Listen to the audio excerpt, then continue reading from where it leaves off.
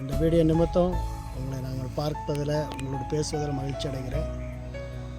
பிரியமானவர்களே, இந்த நாளிலும் கூட கர்த்தர் விசேஷித்த ஒரு நன்மையை நமக்காக அவர் வைத்திருக்கிறார்.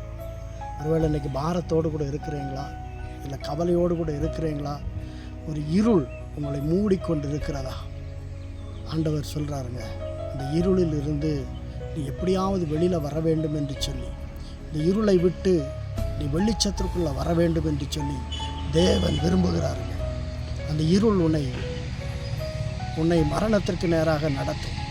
அந்த இருள் உன்னை வெளிச்சத்தை காண விடாமல் தடுக்கும். நான் சொல்கிறேன், தேவன் இந்த உலகத்திற்கு வெளிச்சமாக இருக்கிறார். யோவான் 1:4 சொல்லப்பட்டிருக்கிறது, அவருக்குள் ஜீவன் இருந்தது, அந்த ஜீவன் மனுஷருக்கு ஒளியாக இருந்தது. பிரியமானவர்கள், இந்த ஒளியை இன்றைக்கு தேடி நாடி வாருங்கள். இந்த ஒளி உங்களுடைய வாழ்க்கையை மாற்றும், வாழ்க்கையை பிரகாசிக்க பண்ணும், உங்களை மேன்மையாக வைக்கும். God bless you. கர்த்தர் உங்களை ஆசீர்வதிப்பாராக.